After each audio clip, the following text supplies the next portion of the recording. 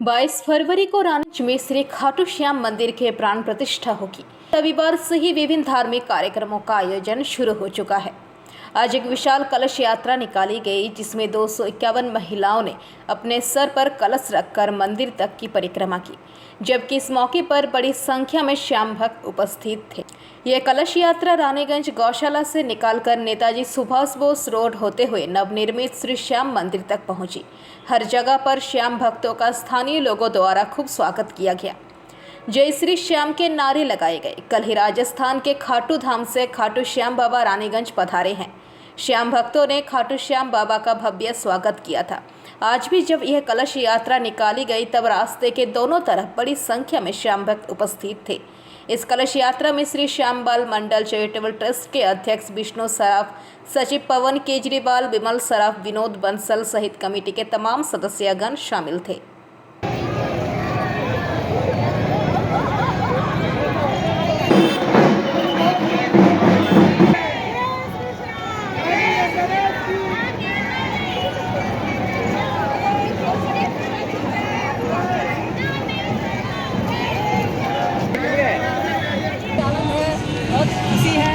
बरसों की मनोकामना पूर्ण हुई है। श्याम बाबा हमारे यहाँ रानीगंज पधारे हैं। हम लोग बहुत उत्साहित हैं, साक्षात आ गए हैं। बहुत सालों का इंतजार पूरा हुआ हमारा। जय श्री श्याम। आनंद आ रहा है, बहुत ही मजा आ रहा है। ऐसा आनंद हम लोग जिंदगी में कभी नहीं लिए, बता नहीं सकते हम उसका। हमारे तकदीर के भाग्य जग जाएंगे।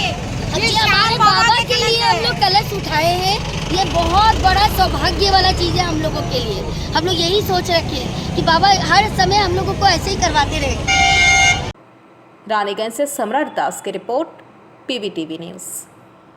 संदेश खाली घटना के विरोध में और शेख शाहजहां की गिरफ्तारी की मांग को लेकर महिला संघ की समस्याएं सड़कों पर उतर आई है।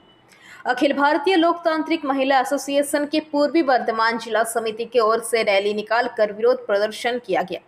एसोसिएशन के वर्धमान स्टेशन पर एकत्रित हुए और फिर उन्होंने मार्च निकालकर काजो गेट चौराहे पर पहुंची और यहां पर विरोध प्रदर्शन में शामिल हुई।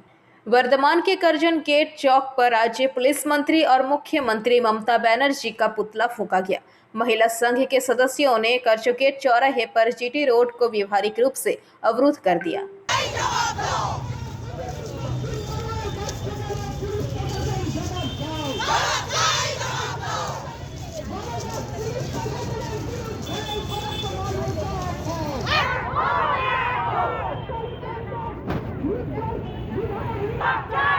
সন্দেশ খালকান্ডে নির্মম অত্যাচারের পরও দোষীরা কেন গ্রেপ্তার হলো না? পুলিশ প্রশাসন জবাব দাও। নারী নির্যাতনকারী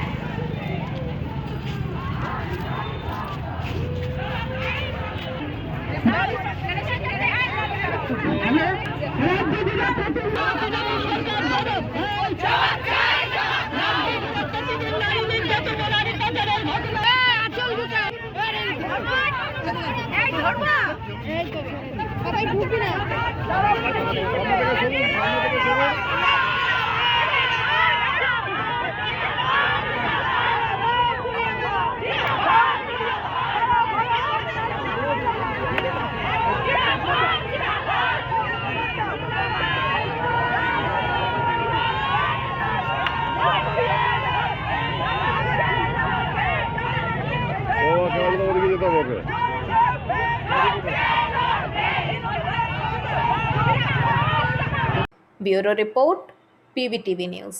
बंगाल झारखंड सीमा पर झारखंड के माइथन ओपी इलाके के राष्ट्रीय राजमार्ग ओवरब्रिज के नीचे बराकर नदी के किनारे जंगल में रविवार सुबह एक अज्ञात शव पुलिस ने बरामद। घटना की सूचना पाकर मौके पर चौरंगी पुलिस एवं माइथन ओपी पुलिस पहुंची। चूंकि इलाका माइथन ओपी के होने के कारण बरामद शव को पुलिस ने जब्त कर धनबाद पीएमसीएच अस्पताल में पोस्टमार्टम के लिए भेज दिया। माइथन ओपी पुलिस अधिकारी ने बताया कि शव बुजुर्ग का है और शव की पहचान की प्रयास जा रहा है। हालांकि मौके पर शव की पहचान नहीं हो पाई है। चेक पोस्ट के सामने अज्ञात 60-65 वर्ष का एक बूढ़ा का शव मिला है। उसका परिजनों का पता लगाया जा रहा है। इसके बाद अग्रिम कार्रवाई किया जाएगा। कौन तरह का अंडर में बन रहा है सर? ये जो नदी है ये मैथन ओपी के अंतर्गत पड़ता है। तो अभी तक कोई शनाख्त हुआ सर? अभी शिनाख्त नहीं हुआ, अभी पता लगाया जा रहा है। आपका नाम और परिचय? विनय महतो हुआ, मैथन थाना से सब इंस्पेक्टर। একটা বডি পড়ে রয়েছে, ওর ঘটনাটার কিছু নেই। বয়স্ক লোক আছে, এবার ঠান্ডাতে মারা গেছে না কিসে মারা গেছে এটা বলতে পারা যায়নি। ও জঙ্গল ধারে রয়েছে, তো এখন সকালে মনে হয় কেউ দেখেছে, তখন লোকগুলো ছুটে এসেছে এখানে। কোথায় হয়েছে ঘটনা? এটা ডুবুডি চেকপোস্টের ব্রিজের তলে, ঝাড়খণ্ড বেঙ্গল বর্ডারের সীমার নামতে। কি নাম তোমার? सोनू कुमार। राहुल तिवारी की रिपोर्ट, पीवीटीवी न्यूज़। दुर्गापुर के बेनाचट्टी स्थित हीरो बाइक शोरूम 37 साल पुराना है। हीरो मोटर्स हर साल बाइक सवारों को ड्राइविंग की बारीकियां सिखाने के लिए एक कैंप का आयोजन करती है। मूल रूप से यह कैंप देश के 4 प्रमुख शहरों में आयोजित किया जाता है। हाँ, यहाँ के लिए पहली बार है। हीरो और दुर्गापुर के एक निजी अस्पताल और मेडिकल कॉलेज ने XDRG का आयोजन किया। इसे सुबह दुर्गापुर के एक निजी अस्पताल से सटे इलाके में पढ़ाया गया। शिविर में लगभग 140 बाइक सवार शामिल हुए। दुर्गापुर के बेनाचट्टी स्थित हीरो शोरूम के सेल्स मैनेजर अनूप सरकार ने पीवीटीवी के माध्यम से ये बातें कहीं। কিউসিটিতে কি প্রোগ্রাম করছেন আপনারা হিরোতে? নমস্কার, আমি অনুপ সরকার, দত্ত অটোমোবাইলস প্রাইভেট লিমিটেড দুর্গাপুরের ডিলার সেলস ম্যানেজার। আমরা আইকিউ সিটিতে হসপিটালের এখানে একটা আমরা প্রোগ্রাম করছি, সেটা হচ্ছে এক্স ড্র্যাগের মেন কারণ হচ্ছে আমাদের যে এক্স ড্র্যাগিং করে যে গাড়িগুলো চালাচ্ছি আমরা, যে কোনো এটা এক্সট্রিম 160R এর উপরেই হচ্ছে। তো এই গাড়িগুলো তো চালাতে গিয়ে অনেক সময় কী হয়, গাড়িতে যে বসে সে চালাচ্ছে নিজের মতন চালাচ্ছে, তার সেফটি অ্যাওয়ারনেস কিছু নেই, হয়তো চালিয়ে গেল কিন্তু কিছুক্ষণ পরে অ্যাক্সিডেন্ট হলো। তো আমরা সেই সবের জন্য সেফটি অ্যাওয়ারনেস ক্যাম্পটা এক্সড্র্যাগের থ্রুতে করছি, যাতে করে কমন পাবলিক প্লাস এখানে যাদের যত স্টুডেন্ট আছে বা বাইকার্স আছে তাদের ক্ষেত্রে অনেকটা সেফটি অ্যাওয়ারনেস থাকলে পরে অনেক সুবিধা হবে। কতজন এখানে অংশগ্রহণ করেছে আজকে? এখন অবধি 100 জনের মতন অংশগ্রহণ করেছে, আরও আশা করছি 30 থেকে 35 জনের মতন হবে। এখানে কি কি দেখা হচ্ছে সেফটির মধ্যে? সেফটির মধ্যে আমাদের সবথেকে বড় দেখা যাচ্ছে যে হেভি সিসির পিকআপের যে গাড়িগুলো, সেইগুলো যখন ইনস্ট্যান্ট স্পিডে চলছে সেই অবস্থায় ব্রেকিংটা কিভাবে করতে হয়, এবং সামনে যদি কেউ এসে যায় তখন তাকে কীভাবে সেফটি মোডে বাঁচানো যায় এবং নিজে কীভাবে বাঁচা যায়, এই 3টে জিনিসই আমাদের মেন মূল ইয়ে। থ্যাংক दुर्गापुर से निमाई दास की रिपोर्ट, पीवीटीवी न्यूज़। शनिवार को लगभग 6:45 पर एक लापता लड़का रानीगंज टीजे अंतर्गत मरवाड़ी रिलीफ सोसाइटी मोड़ पर पाया गया। ड्यूटी पर तैनात ट्रैफिक कर्मी सीवी अभिजीत गोप, ट्रैफिक गार्ड तारक गोराई, बबन गोराई, जय गोराई ने उसे बरामद किया। पूछताछ के बाद पता चला कि उसका नाम 11 वर्षीय तृष्णा किस्कू है। पिता कृष्णा किस्कू है, जो कि रानीगंज मुर्गाथोल संतालपाड़ा की निवासी है। उसके परिवार को टेलीफोन के माध्यम से मामले की जानकारी दी गई तो उन्होंने जवाब दिया कि उनका बेटा सुबह से ही लापता है। उसके बाद उसके पिता रानीगंज ट्रैफिक गार्ड कार्यालय आए।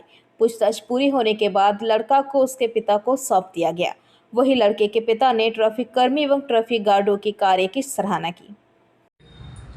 নমস্কার, আমি কৃষ্ণ কিস্কু। এই যে আমাদের ট্রাফিক ওসি চিত্ততোষ মণ্ডল, তাকে অনেক অনেক ধন্যবাদ জানাই এই আমাকে আজ ছেলেটাকে খুঁজে পেয়েছি বলে। এই শুরু প্রথমেই নমস্কার। এবং ছেলেটা কখন হারিয়ে গিয়েছিল? মোটামুটি 12টার সময় আজকে। হ্যাঁ, তো আপনারা খোঁজাখুঁজি করছিলেন? খোঁজাখুঁজি করছিলাম কিন্তু পাইনি। এই যে বাচ্চাটাকে আমরা পেয়েছিলাম, তো আপনি তাতে কতটা খুশি হয়েছেন? অনেকটাই, মানে যতটা খুশি হওয়ার দরকার তার চেয়ে বেশি। আচ্ছা, তো রানিগঞ্জ ট্রাফিক গার্ডকে কিছু বলতে চান? ওদেরকে ধন্যবাদ জানাই এবং অনেকে উপকৃত, তাদের জন্য বলা হোক এরকমভাবে যে কাজ চলছে এবং তারা এই নিয়ম অনুসারে ভালো ভালো কাজ করে যায়, এরকমভাবে যেমন এইসব কাজ করতে থাকে আর সবার কাছে এইসব মঙ্গল হয়ে তারা একটু সমর্থক এরকমভাবে দিয়ে থাকলে অনেক ভালো হয়। আমাদের বড়বাবুর সম্বন্ধে কিছু বলতে চান আপনি? বড়বাবুর সম্বন্ধে তো বলতে চাই অনেক কিছুই। তারা যত তারা যে আছে আপনাদেরকে শিক্ষা দিচ্ছে, সেই শিক্ষা অনুযায়ী আপনারা চলছেন। ওদের শিক্ষা মানে অনুযায়ীতে আপনারা শিক্ষা পাচ্ছেন, শিক্ষা সেই অনুযায়ীতে আপনারা এই ভালো কর্মগুলো করছেন। আর এরকমভাবে এইসব কর্মগুলো করতে থাকুন, তাহলে আমাদের এই দেশটা, এই ওয়েস্ট বেঙ্গলটা আরও আগে বাড়বে। আচ্ছা, আপনার নাম কি? কৃষ্ণা কিস্কু। আপনার ছেলের নাম কি? তৃষ্ণা কিস্কু। কৃষ্ণ কিস্কু। তৃষ্ণা। আচ্ছা 30 না 30? হ্যাঁ। এই ছেলেটাকে আমি পেয়েছিলাম। আমার সম্বন্ধে কিছু বলতে চান? অভিজিৎ গোপ আমার নাম, সিবি অভিজিৎ গোপ। শ্রী অভিজিৎ গো, সিবি অভিজিৎ গো। এই যে আপনার ভাইয়ের মধ্যে মানি যাবে, ট্রাফিক অফিসে থাকুন যাই থাকুন, তার সঙ্গে কোনো আসে যায়নি। তো এই যে অভিজিৎ গো, আপনার অনেক অনেক ধন্যবাদ। এই যে আপনার এই আশীর্বাদে আজ আমার ছেলেটাকে পেলাম, এটাতে আমি অনেক খুশি হয়েছি। আর এইসব কথা বলে ধন্যবাদ জানাই। ঠিক আছে, ধন্যবাদ। আর বাবু ভালো হয়ে যাবি। रानीगंज से सम्राट दास की रिपोर्ट, पीवीटीवी न्यूज़। हर साल की तरह इस साल भी रानीगंज मारवाड़ी रिलीफ सोसाइटी की तरफ से 350 विधवा महिलाओं के बीच राशन सामग्री और घरेलू ज़रूरत की चीज़ें उपलब्ध कराई गई। इसके साथ ही हुसैन नगर के निवासी दिव्यांग मोहम्मद तयाब हुसैन को एक व्हीलचेयर प्रदान किया गया। आपको बता दें कि रानीगंज मारवाड़ी रिलीफ सोसाइटी की तरफ से अस्पताल परिसर में कार्यक्रम का आयोजन किया गया। वहीं इस मौके पर विशिष्ट नागरिक एवं समाजसेवी आलोक चक्रवर्ती, समीर चक्रवर्ती, निताय मित्रा, दीपा झुंझुनवाला, प्रीति खैतान, पीति सराफ सहित और भी सदस्यगण उपस्थित थे। वहीं इस पूरे कार्यक्रम का संचालन विशिष्ट समाजसेवी राजेंद्र प्रसाद खैतान ने किया। অবগত যে মারওয়াড়ি সোসাইটি হসপিটাল রানীগঞ্জ গত 10 বছর ধরে আমাদের যারা বিধবা মাতা আছেন আর বিকলাঙ্গ তাদেরকে কিছু সেবা পরিষেবা দেওয়ার চেষ্টা করছে। তাতে আমরা এদের সমস্ত রকম মেডিকেল পরিষেবা ফ্রি আছে। এরা এখানে এদের ট্রিটমেন্ট ফ্রি আছে, সোনোগ্রাফি, এক্সরে, যে কোনো আমাদের কাছে মেশিন আছে সেটা ফ্রি আছে। যখন এরা খুশি অবাধভাবে এসে এখানে অ্যাডমিশন নিতে পারে। এমনকি এদের ওষুধটাও ফ্রি আছে। যাওয়া আসা টোটাল ভাড়া পর্যন্ত আমরা এদিকে দিই। এছাড়া বাড়িতে নিত্য প্রয়োজনীয় জিনিস যেগুলো আছে সেটাও আমরা এদিকে আজকে যেরকম একটা প্লাস্টিকের বালতি আর একটা মগ দিলাম। এছাড়া স্টিলের বাসন আছে, মশারি আছে, বেডশিট আছে, সোয়েটার আছে, কম্বল আছে, চটি আছে, টর্চ আছে, নানাবিধ জিনিস যেটা বাড়িতে এদের লাগে সেটা সমস্তটাই আমরা। বর্ষাকালীন ছাতাও দেওয়া হয়। ছাতাও দেওয়া হয়। কোনো জিনিস বাকি নয় যেটা এদের লাগে না আমরা দিই না। তো এই যে মেডিকেল পরিষেবাটা বাজুরিয়া ফ্যামিলি, তিলক রোডের বার্নস প্লটের রামতারজি বাজুরিয়া স্মৃতিতে তার ছেলেরা আমাদেরকে দেন দ্রুত মেডিকেল পরিষেবা এদের, তার জন্য আমরা ওদের কাছে কৃতজ্ঞ। আজকে যেটা রেশন এদিকে দেওয়া হলো সেটা আমাদের যিনি ওষুধ দোকান চালান সুনীল লুহালুওয়ালা তিনি ব্যবস্থা করে দিলেন। তিনি গুপ্তদান হিসাবে রেখেছেন। এটা কে কে দিয়েছেন তার নাম দিতে চাইছেন না, কিন্তু তাদের দৌলতে আমরা রেশন দিলাম। একজন আবার गुप्तदान हिसाब से बाल्टी और मग दिए। हमारे पास तो पैसा नहीं, हम लोग के पास तो पैसा नहीं है, हम लोग किसी से लेते हैं और किसी को देते हैं। तो इसी तरह से हम लोग चला रहे हैं और ये साल भर हमारा ये कार्यक्रम चलता है। लोग बड़े उदार हैं। रानीगंज से सम्राट दास की रिपोर्ट, पीवीटीवी न्यूज़। बीजेपी ने दुर्गापुर में रघुनाथपुर से पौरुलिया तक सड़क जाम कर विरोध प्रदर्शन किया। संदेश खाली में उन्होंने तृणमूल पर महिलाओं पर अत्याचार करने और विभिन्न आतंकवादी कृत्यों को अंजाम देने का आरोप लगाते हुए बड़े पैमाने पर विरोध प्रदर्शन किया। दुर्गापुर पुलिस मौके पर पहुंची, पुलिस का हस्तक्षेप से जाम हटा लिया गया।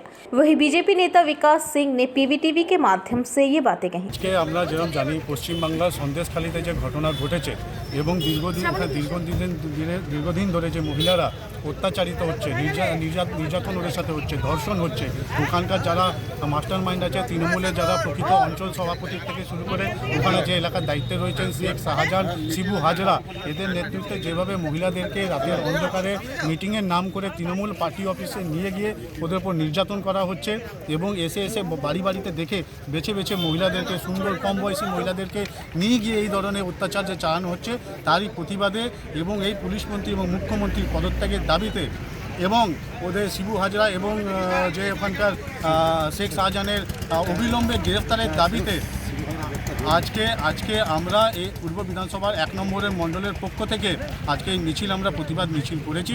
আমরা এখান থেকে শুরু করেছি আমাদের ধবিঘাট থেকে পুরো এলাকা ঘুরে এসে আমরা এখানে টোল ট্যাক্সের এখানে এসে আজকে মিছিল রাস্তা অবরোধ করে এটাকে আমরা এখানে সমাপ্ত করি। আপনার নাম? আমার নাম বিকাশ সিং, পূর্ব বিধানসভা 1 নম্বর মণ্ডল সভাপতি। दुर्गापुर से निमाई दास की रिपोर्ट, पीवीटीवी न्यूज। आसनसोल उत्तर थाना अंतर्गत जुबली मोड़ पर आरके मिशन के निकट स्थित ज्योति इंटरनेशनल होटल एक परिवार शनिवार की रात को भोजन करने गया था।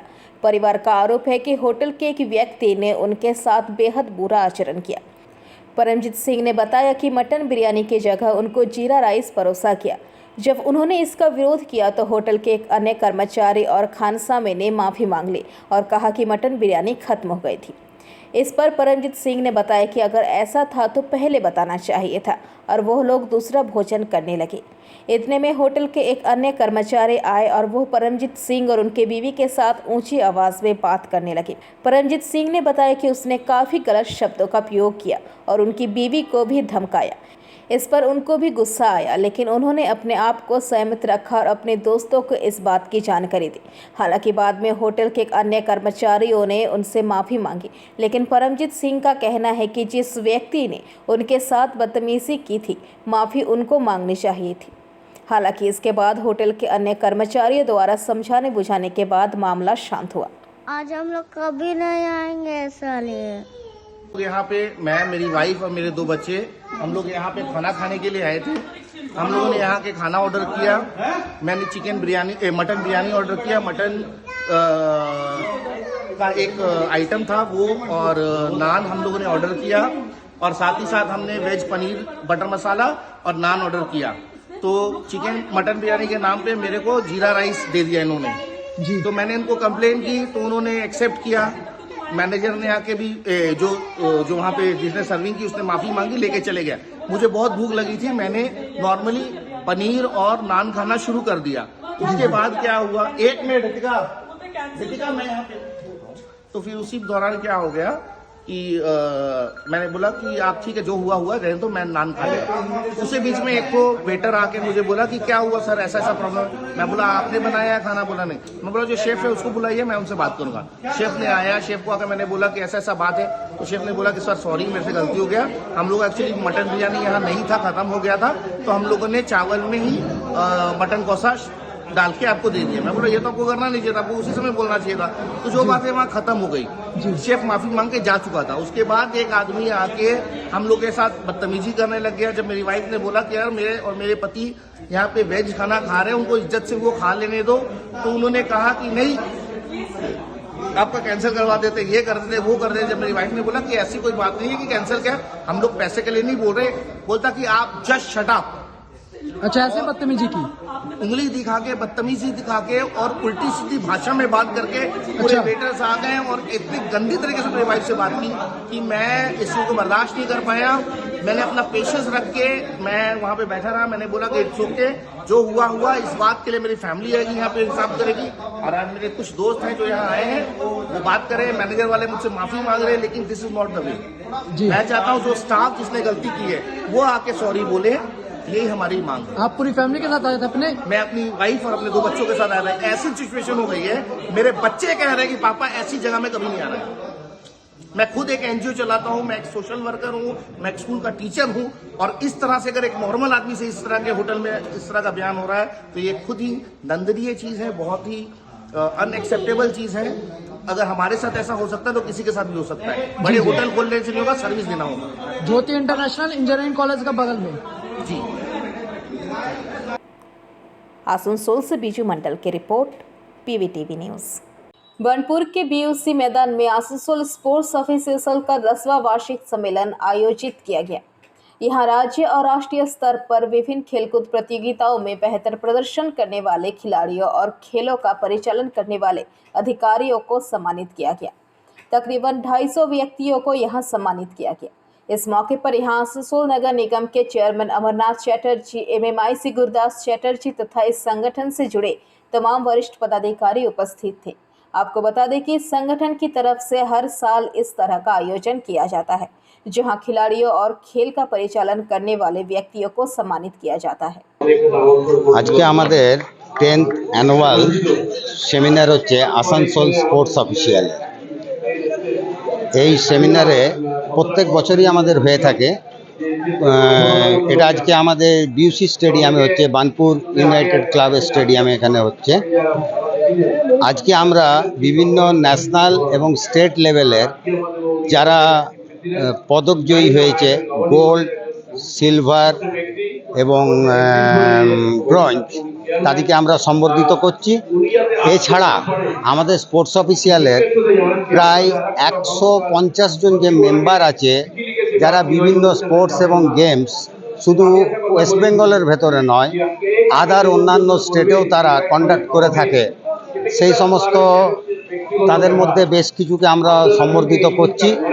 আজকে আমাদের এখানে উপস্থিত হয়েছে সিআরএ ক্যালকাটা রেফারিজ অ্যাসোসিয়েশনের চিত্তদা, তার সঙ্গে আমাদের আসানসোল মিউনিসিপ্যাল কর্পোরেশনের চেয়ারম্যান অমরনাথ চট্টোপাধ্যায়। এছাড়া আমাদের স্পোর্টস অ্যান্ড কালচারালের এমএমআইসি এর ছিলেন আমাদের রকেটদার, ভালো নামটাই তো, গুরুদাস চ্যাটার্জি। আর তাছাড়া আপনার মানস দাস, এই সমস্ত এরা সব উপস্থিত, বিশিষ্ট অতিথিরা উপস্থিত আছেন। এবং আজকে আমরা এখানে প্রায় স্পোর্টস অফিসিয়ালের সমস্ত মেম্বার, লাইফ মেম্বার এবং বিভিন্ন অ্যাচিভমেন্ট নেওয়া এদিকে নিয়ে প্রায় 250-র মতন মানুষ এক জায়গায় একত্রিত হয়েছি। এবং আমরা সমস্ত যারা স্পোর্টস এবং গেমস সারা বছর ধরে যারা কন্ডাক্ট করে থাকে, তাদেরকে আমরা সম্বর্ধিত করে উৎসাহিত করছি। Tuhin Kumar Mukherjee, working president Asansol sports official, Paschim Bardhaman. Asansol से बीजू मंडल की रिपोर्ट, पीवीटीवी न्यूज। आसनसोल नगर निगम के 52 नंबर वार्ड में आज टीएमसी की तरफ से कार्यकर्ता सम्मेलन का आयोजन किया गया। यहाँ मंत्री मलय घटक मुख्य वक्ता के रूप में उपस्थित थे। उन्होंने यहाँ आने वाले लोकसभा चुनाव को देखते हुए टीएमसी कार्यकर्ताओं को जरूरी दिशा निर्देश दिए। সেই রাজনৈতিক দলের যে কাজ, সেই কাজটা করতে গেলে একটা সংগঠনের দরকার। এর আগে আমরা 10 থেকে 12টা ওয়ার্ডে এই ধরনের কর্মী সভা করেছি। আমি আগে বাড়িতে বসছিলাম, একটা দেখলাম ইলেকশন কমিটি করেছে। ইলেকশন কমিটি করতে গেলে এক একটা বুথে কমসে কম 30 জন করে কর্মী রাখতে হবে। 10 জন তৃণমূল মাদার কংগ্রেসের, 10 জন মহিলা কংগ্রেসের, 10 জন যুব কংগ্রেসের, যুব তৃণমূল। তো 30টা করে যদি কর্মী থাকে, তাহলে সেই বুথকে ধরতে হবে আমরা শক্তিশালী বুথ। আমাদের কাছে ইতিমধ্যে ভোটার লিস্ট আমরা পেয়ে গেছি, কিন্তু এখনো আমরা ভোটার লিস্ট ডিস্ট্রিবিউট করিনি। কেন না, যেহেতু ইলেকশন কমিটিগুলো এখনো তৈরি হয়নি। কারণ আমাদের এক্সপিরিয়েন্স হচ্ছে, এর আগে অনেক সময় আমরা ভোটার লিস্ট দিয়েছি, ভোটের সময় যে ভোটার লিস্টটা পাওয়াই যায়। তো সেই ভোটার লিস্ট দিতে হবে বুথে বুথে কমিটিকে, এবং প্রতি সপ্তাহে সেই বুথ কমিটির সাথে মিটিং করতে হবে, এবং তাদেরকে সেই ভোটার লিস্ট নিয়ে বাড়ি বাড়ি যেতে হবে। একটু আগে যারা বক্তা, তারা রাজনৈতিক বক্তব্য রেখেছে। সেই রাজনৈতিক বক্তব্য আমি রিপিটেशन করতে চাই না। आसनसोल से बीजू मंडल की report, PVTV news. Shri Shri दादी जी की चरण पादुका स्थापना पर 1.25 लाख गुड़हल फूलों से अभिषेक किया गया, जो कि आकर्षण का केंद्र बना रहा। स्थापना एवं अभिषेक समारोह का आयोजन बांकुड़ा शहर के कुचकुचिया मेहंदी बगान स्थित श्याम मंदिर प्रांगण में हुआ, जिसका आयोजन बांकुड़ा श्री श्याम महोत्सव सेवा समिति की तरफ से किया जा रहा है। सुबह से ही मंदिर में श्रद्धालुओं की भीड़ देखी गई। उत्सव के उपलक्ष्य में श्री श्री दादी जी का भव्य दरबार लगाया गया, अलौकिक श्रृंगार की गई तथा 56 भोग का आयोजन किया गया। इसके अलावा शाम से ही मंगल पाठ का आयोजन किया गया, जिसमें 150 महिलाओं ने हिस्सा लिया। मंगल पाठ वाचिका उषा सलामपुरिया के द्वारा श्रद्धालुओं को मंगल पाठ कराया गया। उत्सव के अंत में उपस्थित श्रद्धालुओं को प्रसाद वितरण किया गया।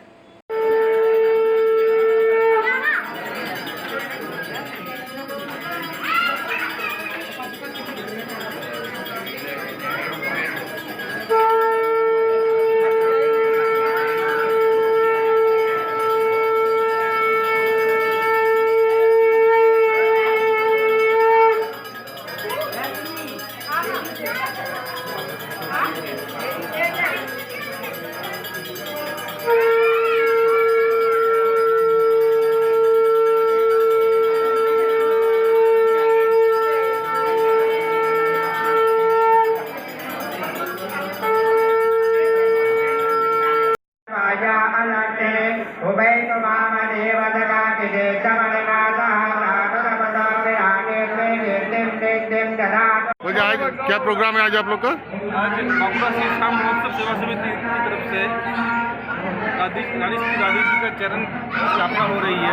1.25 लाख जवाहरपुर उड़ल पुल का अभिषेक हो रहा है और उसके बाद दोपहर से मंगल पाठ करीब 150 लेडीज लोग मंगल पाठ करेंगी।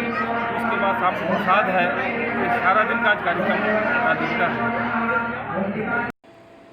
बांकुड़ा से प्रणब कुमार की रिपोर्ट, PBTV न्यूज़। रानीगंज के पूर्व विधायक सोहराब अली आज रानीगंज के मशहूर गौसे बांग्ला पहुंचे। उनके साथ मिस्टर खान, जनाब खली, गुड्डू, अजय कुमार मंडल, टार्जन मोहम्मद सनी भी मौजूद थे। इस मौके पर सोहराब अली ने बाबा के ऊपर एक चादर चढ़ाया और अपने सिर पर चादर लेकर हुजूर गौसे बांग्ला के मज़ार पर चढ़ाया और मज़ार कमेटी के साथ बातचीत की। इस मौके पर पत्रकारों से बात करते हुए सोहराब अली ने PBTV के माध्यम से ये बातें कही। ये रास्ता तो हम लोग का हमेशा से जुड़ा हुआ है और उर्स के मौके पर तो हर साल हम लोग यहाँ पहुँचते ही हैं, क्योंकि उर्स के मौके पर यहाँ पे पूरे हिंदुस्तान से लोग यहाँ तशरीफ़ लाते हैं आते हैं और अपने अपने मुराद लेके आते हैं। जिनका मुराद पूरा हो जाता है वो आके चादर भी चढ़ाते हैं। तो ये मन्नत यहाँ पे लोग हमेशा अपने दुख सुख के लिए मानते हैं। हम लोग हर साल आते हैं यहाँ पे और इस बार इस मौके पे पहुँचे कि अभी मतलब 2024 का इलेक्शन भी होगा और हम लोगों के यहाँ तृणमूल कांग्रेस से शत्रुघ्न सिन्हा को फिर मौका दिया गया है। ममता बनर्जी ने पूरे 42 सीट में पहला नाम डिक्लेयर किया है, जिसका नाम है शत्रुघ्न सिन्हा। अगले बार री इलेक्शन में शत्रुघ्न सिन्हा 3 लाख प्लस वोट से जीते और इस बार भी हम लोग मेहनत करेंगे और उम्मीद करते हैं कि 3 लाख प्लस से उनको जिता के पार्लियामेंट में हम लोग देंगे। देखिए, हम लोग तो एक ही दुआ मांगते हैं कि जो केंद्र में सरकार है, तानाशाही सरकार, नरेंद्र मोदी की सरकार, जो पूरे भारत में किसी को बख्शने वाला सरकार नहीं है, जुल्म करता है ये सरकार। मतलब जिस बात को 2014 में ये लेकर आया था कि हम किसानों का आय को दुगना कर देंगे, हर साल 2 लाख रोजगार देंगे, गरीबों का उत्थान करेंगे, महंगाई कम कर देंगे, इसका उल्टा एक चीज़ हम देखा है बराबर कि मोदी जी जो बात को बोलता है जस्ट उसका उल्टा वो करता है। अभी बोलता है कि हम 2024 में 400 पार NDA, तो हमको लगता है कि 200 पार भी नहीं होगा। इसलिए कि जब बंगाल में 2021 में बोला था कि 200 पार, तो 77 सीट पे लटक गया। तो जाहिर सा बात है कि 2024 में 400 पार बोलता है, 200 पे आकर अटक जाएगा। आज पूरे हिंदुस्तान का जो सिचुएशन है, देश के लोग समझ रहे हैं कि ये तानाशाही सरकार है। जिस तरह से देश को बांटने की कोशिश कर रहे हैं, साफ दिखता है। जो देश के सेकुलर लोग हैं, चाहे हिंदू हो, मुस्लिम हो, तमाम लोग सब जानते हैं कि देश को बांट रहा है और जितने सेकुलर लोग हैं वो एकजुट हो रहे हैं कि ये सरकार को जल्द से जल्द 2024 के फरवरी महीना चल रहा, अभी इलेक्शन हो जाएगा तो इसको गद्दी से उतार देना बहुत ज़रूरी है। तो सब लोग तय कर चुके हैं, इस बार मोदी दोबारा गद्दी पे नहीं आएंगे। बड़ी बात यही है। और एक चीफ मिनिस्टर जिसके ऊपर में आप आरोप लगाए, आरोप सिद्ध हो जाता उनको जेल में डाल दो, लेकिन आरोप सिद्ध नहीं हुआ और आप उसको जेल में डाल दिया। ठीक उसी तरह से अरविंद केजरीवाल के ऊपर में ये कर रहे हैं, उसको भी मतलब कल 17 तारीख पार हुआ, उनको ED बुलाया था, बाजाप्ते सुप्रीम कोर्ट से उसको ऑर्डर हुआ कि आपको हाजिर होना है। वो वीडियो कॉन्फ्रेंस में हाजिर होकर अपनी बात को रखा है। ये सरकार एक चीफ मिनिस्टर को डाला, अब दूसरे चीफ मिनिस्टर को डालने की कोशिश कर रहा, जो बिहार का डिप्टी चीफ मिनिस्टर था तेजस्वी यादव, उसको फंसाने का कोशिश कर रहा है। हम लोग बंगाल में अभिषेक बनर्जी को फंसाने का कोशिश कर रहा है। आपका शरद पवार का बेटा, उसको फंसाने का कोशिश कर रहा। तो ये राजनीति जो है इतना गंदा राजनीति, हम लोग का उम्र 60 के करीब होने जा रहा है। इस 60 साल के अंदर में हम लोगों ने जो राजनीति देखा है, इतना गंदा राजनीति, इतना तानाशाही प्रधानमंत्री कभी नहीं देखा है। ऐसे जो देश को बर्बाद कर रहे हैं, देश को तोड़ रहे हैं, ये सबसे पहले मोदी जी को ये सोचना चाहिए था कि जो संविधान हमारा है, ये संविधान हम लोग का देश को बताता है कि हमारा देश सेकुलर देश है, डेमोक्रेसी है। इसमें यहाँ पे हिंदू, मुस्लिम, सिख, ईसाई सबका आपस में जो हक है, बराबर का हक है। आप उस हक को बांटने का कोशिश कर रहे हैं, हिंदू मुस्लिम करके देश को बांटने का कोशिश कर रहे हैं। ये देश की जनता बर्दाश्त नहीं करेगी। आप में अगर हिम्मत है, आप चाहते हैं कि पार्लियामेंट के अंदर में हम 400 बहुमत ला के और संविधान को बदल देंगे, ये देश वैसा करने नहीं जा रही है। मोदी जी को सोच लेना पड़ेगा। देश के लोग बेवकूफ़ नहीं हैं। उनका मकसद क्या है? मकसद जो बोला है इन्होंने कि 370 इस बार हम लोग लाएंगे और एनडीए 400 प्लस पार लाएंगे। तो 370 का मतलब क्या है? अगर वन थर्ड बहुमत इनके पास में आ जाता है तो ये संविधान को बदल देंगे। तो ये हिंदुस्तान का जो इस बार का इलेक्शन है वो संविधान बचाने का इलेक्शन है। और महंगाई, बेरोजगारी, किसान अभी देखिए लाखों लाख किसान अपने मांग को लेकर रोड पे खड़े हैं। ये तानाशाह प्रधानमंत्री मोदी रोड पे नहीं जाता है, उनसे मिलने नहीं जाता है, झूठ बोलता है। अगला बार जब टिकैत साहब से बात हुआ तो उसने बोला था कि एमएसपी लागू कर देंगे। उसको ये किए हुए 2 साल पार हो गया, फिर एमएसपी का लड़ाई शुरू हुआ है और उसको मानता नहीं है। पहले तो उसका इंफ्रास्ट्रक्चर तो पहले ठीक कर ले कि एनआरसी किस तरह से लागू करेंगे। आप यूसीसी लागू कर दिया है उत्तराखंड में, तो अभी तो आप विधानसभा में पास किया है। ये देश जो है डेमोक्रेसी है, यहाँ पे एक कानून नहीं चल सकता है। जो बोलते हैं कि एक कानून, एक देश, एक कानून, ऐसा नहीं है। ये यहाँ पे सबको आज़ादी है, यही तो डेमोक्रेसी है। और डेमोक्रेसी में उसको ये कोई फर्क उससे नहीं पड़ने वाला है। एनआरसी कर दें, जो करना कर ले, 10 साल तो हो गया इनको, अब आखिरी वक्त में एनआरसी कर देंगे तो ये जो हिंदुस्तान के लोग बेवकूफ़ हैं, बेवकूफ़ कोई नहीं है। इस बार मोदी जी समझ गए हैं कि हमारा डंका नहीं बजेगा ठीक से, इसलिए तो इस चक्रांत कर रहे हैं। पूरे नेता लोग को जेल में डालना, ईडी, सीबीआई, इनकम टैक्स, यही सब करना, और कुछ करना नहीं है। तो ये प्रधानमंत्री को मालूम है कि इस बार सरकार वो बनाने नहीं जा रहे हैं। रानीगंज से सम्राट दास की रिपोर्ट, पीबीटीवी न्यूज़। दुर्गापुर औद्योगिक शहर को मेजिया बरजोड़ा औद्योगिक क्षेत्र से जोड़ने वाली आसान और शॉर्टकट सड़क बरजोड़ा दुर्लभपुर औद्योगिक कॉरिडोर की मलियारा से दुर्गापुर बैराज रोड है। यह सड़क प्रधानमंत्री सड़क योजना परियोजना के तहत बनाई गई थी, लेकिन लंबे समय से मरम्मत नहीं होने के कारण सड़क गड्ढों से भर गई है। 1 माह पहले पीएचई ने पेयजल पाइपलाइन बिछाने के लिए जेसीबी से सड़क काटकर पाइप डालने के बाद उसमें राख भर दी थी। वहीं मुख्य डामर वाली सड़क को भी खोद दिया गया। नतीजा करीब 8 किलोमीटर बेहद सड़क खराब स्थिति में है। इस जर्जर सड़क के जीर्णोद्धार की मांग को लेकर सीपीआईएम के बरजोड़ा एरिया कमेटी रविवार सुबह से ही मलियारा में औद्योगिक गलियारे को अवरुद्ध कर विरोध प्रदर्शन किया।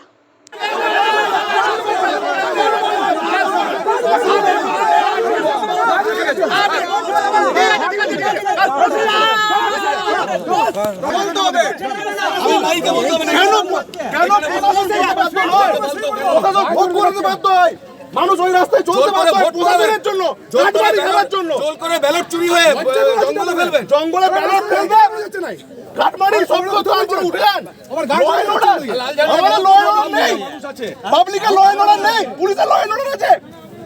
কেন মানুষের অসুবিধা সৃষ্টি করে রাখা হচ্ছে দীর্ঘদিন ধরে? সংবিধান আমাদের জন্য, দেশের সংবিধান আমাদের জন্য। আমরা লক্ষ্য করছি যে দীর্ঘদিন ধরে আমাদের মালিয়ারা থেকে যে ব্যারেজ পর্যন্ত ভায়া মেটালি রাস্তা পাইপ লাইন বসানোর নাম করে রাতের দিকে কাজ হচ্ছিল রাস্তা বন্ধ করে, কিন্তু রাস্তাটা এমন অবস্থা করেছে আপনারা দেখবেন পিচের কোনো চিহ্ন মাত্র নেই। সেখানে ডাস্ট ফেলা হয়েছে, সেই ডাস্টে ধুলো ওড়ার ফলে সাধারণ মানুষ চলাচল করতে পারছে না। কলেজ, স্কুল, বিশ্ববিদ্যালয়ে যারা ছাত্রছাত্রী যায় তারা প্রচন্ড অসুবিধায় আছে। চিকিৎসা করাতে গিয়ে বা প্রসূতি মায়েরা যাতায়াত করতে পারছে না। এই রাস্তা দিয়ে দুর্লভপুর থেকে দুর্গাপুর পর্যন্ত হাজার হাজার অসংগঠিত শ্রমিক সাইকেল নিয়ে যাতায়াত করে। রাস্তা ছোট, কম রাস্তা হওয়ার জন্য 4 চাকা গাড়িও এদিক দিয়ে যায়, ফলে মানুষের অসুবিধা হচ্ছে, অন্যদিকে জলও কেউ পায় না। এই অব্যবস্থা দূর করার জন্য আমরা 10 দিন আগে বিডিও সাহেবকে চিঠি দিয়েছিলাম।